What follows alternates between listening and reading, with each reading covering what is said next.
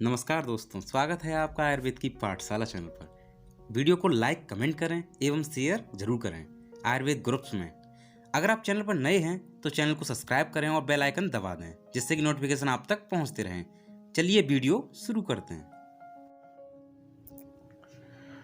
नमस्कार दोस्तों, स्वागत है आपका मेरे चैनल आयुर्वेद की पाठशाला चैनल पर। तो इससे प्रीवियस लेक्चर में हमने क्या किया था कि हमने पहले तो माहेश्वर सूत्र कंसल्ट किए थे कि माहेश्वर सूत्र कितने होते हैं, 14 होते हैं। और उसका प्रत्याहार के बारे में भी मैंने थोड़ा बहुत बताया था। तो प्रत्याहार आई होप आपने 42 पूरे कर लिए होंगे। उसके बाद मैंने संधि स्टार्ट किया था। उसका एक सूत्र बताया था, क्या मतलब होता है संधि का, पूरी अच्छी तरह एक्सप्लेन किया था। उसके बाद स्वर संधि और हमने उसके संधि के टाइप पढ़े थे। टाइप पढ़ने के बाद जो हमारी स्वर संधि थी उनके हमने टाइप पढ़े थे। जब स्वर संधि हमने उसके टाइप पढ़े तो उसमें हमने जाना था दीर्घ स्वर संधि। दीर्घ स्वर संधि पढ़ ली थी हमने, अकास वड़े दीर्घा, इसका एक सूत्र था किस प्रकार से इसको करते हैं। और अगर आपने अभी तक वो वीडियोस नहीं देखी हैं तो मैं दोनों वीडियोस के लिंक डिस्क्रिप्शन में नीचे आप जाइएगा, आपको डिस्क्रिप्शन में लिंक इसके मिलेंगे बाकायदे लिखते हुए, ठीक है। आपको जैसे दिखाई पड़ेगा तो उसमें पार्ट फर्स्ट और पार्ट सेकंड करके दिया हुआ होगा, ठीक है। तो देखिएगा, मैंने आज जो हम लोग कंसल्ट करने वाले हैं 2 संधि हम लोग पढ़ेंगे आज। पहली तो हम पढ़ेंगे गुट संधि, ठीक है। तो पहली हम गुट संधि के बारे में पहले चर्चा करते हैं, उसके बाद में दूसरी संधि के बारे में भी चर्चा करेंगे। तो देखिएगा, गुट संधि की अगर बात करते हैं तो गुट संधि होती क्या है। तो गुट संधि की बात करते हैं तो गुड़ संधि एक स्वर संधि है, इसीलिए इसका नाम है गुड़ स्वर संधि, ठीक है। एक चीज़ आपको ये पता होना चाहिए कि गुड़ स्वर संधि होती है, स्वर का एक भेद है। और इसका जो सूत्र होता है आधगुणा, इसका सूत्र क्या होता है, आधगुणा होता है। तो आपको ये चीज़ याद हो गई होगी, आधगुणा बहुत सिंपली से याद हो जाएगा। और पुरानी वाली भी आपको याद हो गई। इस तरीके से आप लिखते जाइएगा, नोट्स बनाते जाइए। मैंने इस तरीके से इसलिए बना रखा है क्योंकि अगर आप ऐसा ही नोट्स बनाएंगे तो आपको आई होप आपको संधि बिल्कुल अच्छी तरह समझ में आ जाएगी। लेकिन अगर वैसे आप किताबी भाषा में अगर जानना चाहेंगे तो कुछ मैंने इंप्रूवमेंट किया अपनी वीडियोज़ में। तो आज से ऐसा रहेगा, कुछ अच्छा और करने की कोशिश करूँगा। अगर आपके पास कोई अच्छा सजेशन है तो आप मुझे बता सकते हैं। तो इसी क्रम में मैंने क्या किया है, इसी का गुड़ स्वर संधि में आकर होता क्या है उसके बारे में मैंने इसमें पूरा डिटेल में बताया हुआ है। देखिएगा, अगर कोई छोटा आ और छोटी ई अगर आ जाती तब भी ए बनता है, छोटी ए। और अगर बड़ा आ और बड़ी ई आ जाती तब भी ए बनता है, ठीक है। कुल मिला के दोनों, अगर इसका इसके साथ या इसका इसके साथ या इसका इसके साथ इसका इसके साथ होता है तो ए बनता है, छोटी ए बनता है, ठीक है। तो आप इसको बिल्कुल एक तरीके से नज़र में दिमाग में रखिएगा। अभी इसको आपको बिल्कुल समझ में आएगा कैसे। अगर दूसरा मैंने फॉर्मूला बनाया है, मतलब इसमें होता है जाम तौर पे, क्योंकि हम लोग जो किताब पढ़ते हैं व्याकरण की तो उसमें एक सिंपली एक परिभाषा दे रखी होती है। तो बहुत लोग परिभाषा में कंफ्यूज हो जाते हैं, कुछ लोग समझ में आ जाता है, कुछ लोगों को समझ में नहीं आता है। तो इसीलिए मैंने बहुत अच्छी तरह लेके आया हूँ, बहुत सिंपल तरीके से। देखिएगा, छोटा आ बड़ा आ, अगर इन लोगों का संबंध अगर ऊ और बड़े ऊ से होता है तो क्या बनता है, ओ बनता है। आपको ये चीज़ याद कर लेनी है। छोटा आ या बड़ा आ अगर ऋषि से अगर जुड़ता है जाके तो अर हो जाता है, अर। और छोटा आ बड़ा आ अगर लिरा से मिलता है जाके तो अल हो जाता है। तो सीधी सी बात है, छोटा आ बड़ा आ छोटी बड़ी से अगर होता है तो ए हो जाता है। छोटा आ बड़ा आ उससे होता है ऊ से तो ओ हो जाता है। छोटा आ बड़ा आ ऋषि से अगर जुड़ता है अर हो जाता है। छोटा आ बड़ा आ अगर लरा से हो जाता है तो अल हो जाता है। आप इस चीज़ में देख रहे होंगे ये जो शब्द है अर, तो अर में जो रा है वो रा कैसा छोटा है, डैश लगा हुआ है। जब भी नीचे हलंत लगा होता है तो हलंत का मतलब छोटे से होता है। देखिएगा, जो इसमें ला है वो भी छोटा। आपको हो सकता है अभी नहीं समझ में आ रहा होगा, लेकिन जब भी मैं प्रैक्टिकली अभी आपको दिखाऊंगा, इसके जो नीचे लिखे हुए हैं आपको समझाऊंगा तो आप पूरी तरह आपको समझ में आएगा, ठीक है। ये तो पहली बात क्या रही, गुड़ स्वर संधि की हम लोग बात कर रहे हैं। किसकी बात कर रहे हैं, गुड़ स्वर संधि कर रहे हैं। इसका सूत्र क्या होता है, आधगुणा होता है। और उसके बाद अगर छोटा बड़ा आता है और उसके बाद छोटी बड़ी अगर आती तो क्या हो जाता है, ए हो जाता है। और छोटा बड़ा आता है और उसके बाद छोटा ऊ बड़ा ऊ आता है तो ओ हो जाता है। छोटा बड़ा आता है और ऋषि अगर आता है तो अर हो जाता है। छोटा बड़ा आ आता है तो उसके बाद अगर लिरा आ जाए तो क्या हो जाता है, अल हो जाता है। अब पहली चीज़ हम लोग पहले जो कंसीडर करेंगे, हम लोग पहले इसमें जो देखने वाले हैं वो इसको देखेंगे, इसको पहले वाले को, छोटा बड़ा आ और उसके बाद छोटी ई और बड़ी ई अगर आ जाती तो ए हो जाती। कैसे? अब इसी चीज़ में देखिए चर्चा करते हैं। मैंने इस जगह एक चीज़ लिख रखी है, पंच इंद्रियाणी, पंच इंद्रियाणी। तो आप अगर देखिएगा तो यहाँ पे छोटा आ लग रहा है कि नहीं लग रहा है, क्योंकि कोई भी शब्द बिना स्वर के, कोई भी व्यंजन बिना स्वर के बनता नहीं है। तो इसमें स्वर जो है वो आ है, छोटा आ, और इधर क्या है ई, क्या है छोटी ई। और आप देखिएगा यहाँ पे छोटा आ, तो यहाँ पे क्या है छोटा आ प्लस छोटी ई, तो क्या होना चाहिए छोटी ए होना चाहिए, होना चाहिए। तो अब छोटी ए होना चाहिए। अब देखते हैं कैसी, तो बिल्कुल वैसा का वैसा ही लिख देंगे। ये देखिएगा बिल्कुल छोटी ए आ गई कि नहीं आ गई, पंचेंद्रियाणी, ठीक है। तो ई और छोटे आ का जो उसमें लुप्त है, लेकिन उसका जब संयोग हो जाएगा तो ए आ जाएगा, जो कि बिल्कुल इस तरीके से बन जाएगा, और ई तो गायब हो ही जाएगा, इंद्रियाणी वैसा का वैसा ही लिख दिया गया, सॉरी इंद्रियाणी बिल्कुल वैसा का वैसा ही लिख दिया गया है, ठीक है। और ई का उसके ऊपर मात्रा उसकी चढ़ा दी गई है। अब दूसरा, अब हम दूसरे की बात करते हैं। तो दूसरा देखिएगा छोटा आ बड़ा आ, उसके बाद छोटा ऊ बड़ा ऊ, तो ओ हो जाता है, हमको ये चीज़ पता है। तो अब सेकंड हम देखते हैं, यहाँ पे क्या है छोटा आ और यहाँ पे ऊ, छोटा आ और छोटा ऊ, तो क्या हो जाएगा ओ, क्या हो जाएगा ओ, ठीक है। तो ओ हो जाएगा, हम लोग देख लेते हैं।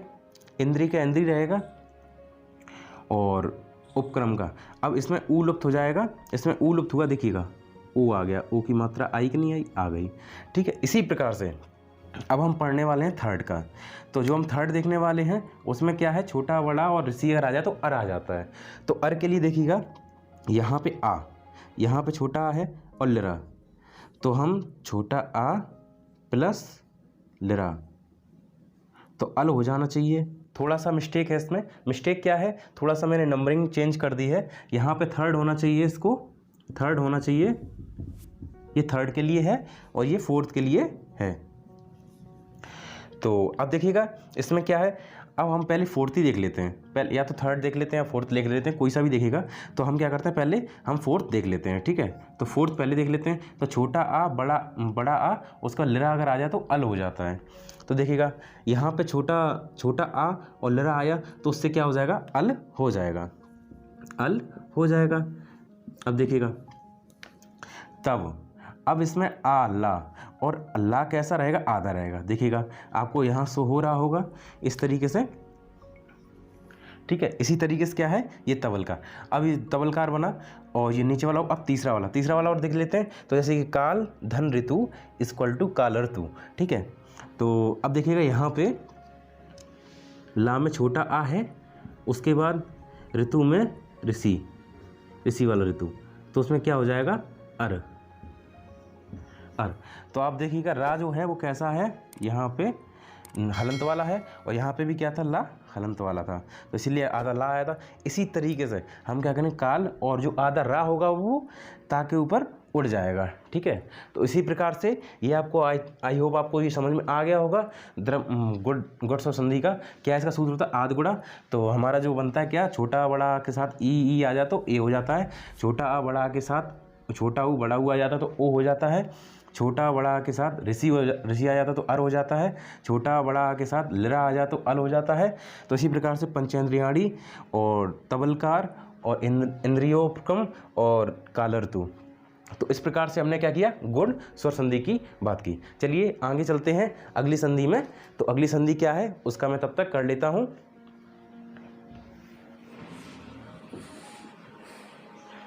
तो उसके बाद हमने क्या किया है, हमने यट स्वर संधि को यहाँ पे लिख दिया है। तो आप देख पा रहे होंगे जो यट संधि होती वो कौन सी संधि होती, स्वर का ही एक भेद है, ठीक है। यट स्वर संधि भी स्वर का ही एक भेद है।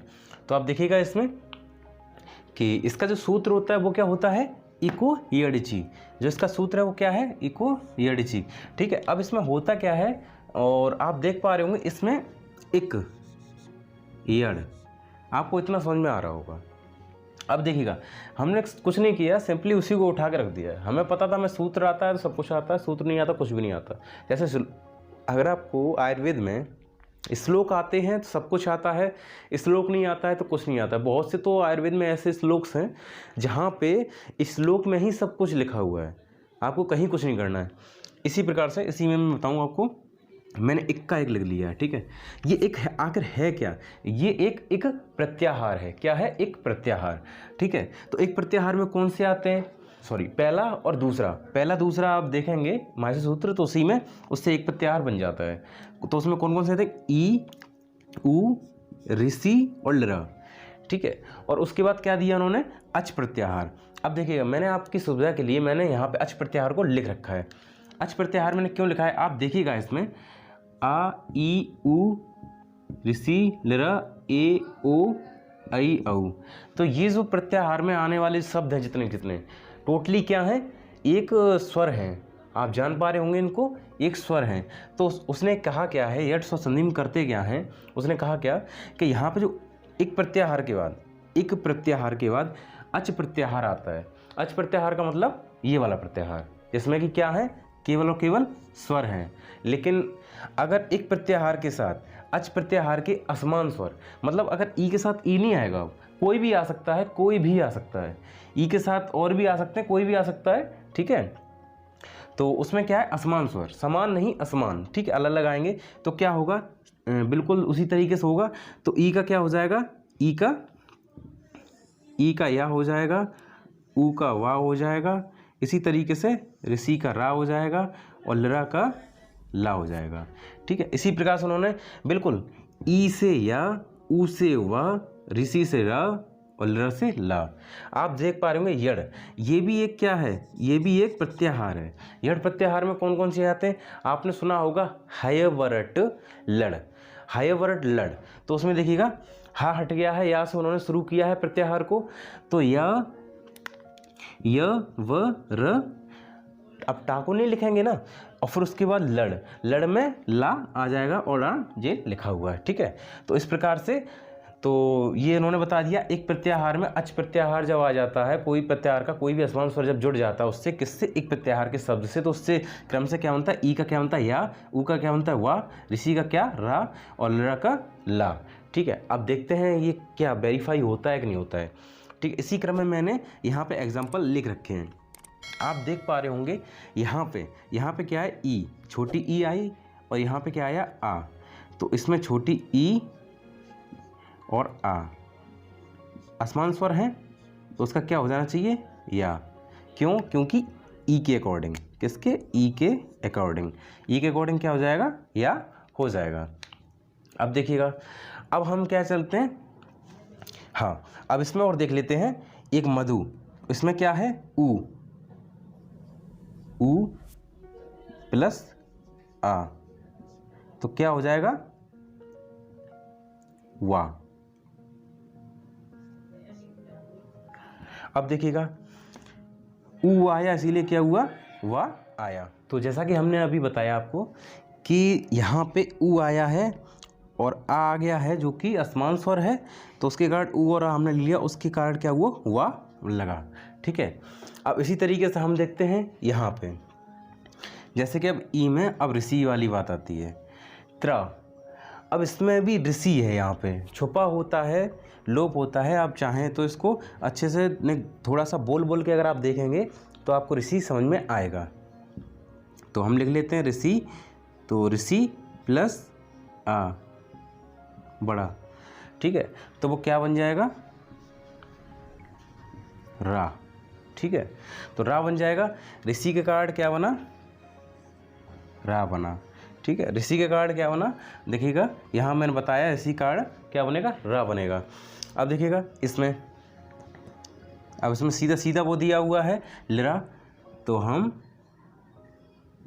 लृ लिख लेते हैं, लृ प्लस आ इक्वल टू ला, क्या बनेगा, लृ की जगह से ला में तब्दील हो जाएगा या चेंज हो जाएगा, ठीक है। इसी प्रकार से तो देखिए हमने इसको पूरा चीज़ें समझा दिया है, आई होप आपको समझ में आ गया होगा। और अगर आपको कोई प्रॉब्लम है इसमें समझने में तो आप मुझे कमेंट बॉक्स में बता सकते हैं क्या प्रॉब्लम आपको हुई है। तो अगर आपने मेरे प्रीवियस लेक्चर नहीं देखे हैं तो मैं आपको डिस्क्रिप्शन में लिंक दूंगा, नीचे आप डिस्क्रिप्शन खोलिएगा टिक करके, जहाँ टाइटल लिखा है उस पर टिक करिएगा, नीचे डिस्क्रिप्शन खुल जाएगा। डिस्क्रिप्शन खुलने के बाद आप उसमें जाके पहला और दूसरा लेक्चर देख सकते हैं, ठीक है। तो आई होप आपको ये वीडियो अच्छी लगी हो। अगर वीडियो अच्छी लगी तो प्लीज़ लाइक करिएगा, कमेंट करके बताइएगा कैसी वीडियो रही, और दोस्तों शेयर करिएगा, क्योंकि संस्कृत पोर्शन बहुत ज़रूरी है पढ़ना, और संस्कृत में बहुत प्रॉब्लम्स होती हैं लोगों को, ठीक है, इसलिए बहुत ज़रूरी है फर्स्ट वालों को। तो अगर आपको अच्छी लगी हो वीडियो तो प्लीज़ लाइक करिएगा और शेयर करिएगा दोस्तों के साथ। और अगर आप मेरे चैनल पर नए हैं तो प्लीज़ चैनल को सब्सक्राइब करके बेल आइकन दबा लीजिएगा, जिससे कि नोटिफिकेशन आप तक पहुंचती रहें। और हाँ, बेल आइकन दबाने के बाद ऑल नोटिफिकेशन जरूर क्लिक कर लीजिएगा, जिससे कि नोटिफिकेशन आप तक बिल्कुल छूटे नहीं और पहुँचती रहे, ठीक है। और अगर आप मेरे पुराने सब्सक्राइबर हैं तो आपने सब्सक्राइब कर रखा है, लेकिन आपने बेल आइकन के बाद आप चेक करिएगा, बेल आइकन के बाद ऑल नोटिफिकेशन क्लिक कर लीजिए, जिससे कि नोटिफिकेशन आप तक पहुँचते रहे। क्योंकि काफ़ी केस में ऐसा हो रहा है कि नोटिफिकेशन नहीं पहुँच पा रहा है, तो जो मेरे सब्सक्राइबरों को प्रॉब्लम हो रही है, मेरी फैमिली को प्रॉब्लम हो रही है, तो मुझे प्रॉब्लम हो रही है, क्योंकि काफ़ी लोगों की क्वेरी आती है आपके नोटिफिकेशन नहीं पहुंचते। नोटिफिकेशन तब पहुंचेंगे जब आप ऑल नोटिफिकेशन क्लिक कर लेंगे बेल आइकन दबाने के बाद, ठीक है। तो पहले सब्सक्राइब, बेल आइकन और उसके बाद ऑल नोटिफिकेशन क्लिक। तो मुझे दीजिए आज के लिए इजाज़त, मिलता हूँ अगले नए वीडियो में, नए लेक्चर में, और नई इसके आगे कंटिन्यू करते हैं। तब तक के लिए धन्यवाद।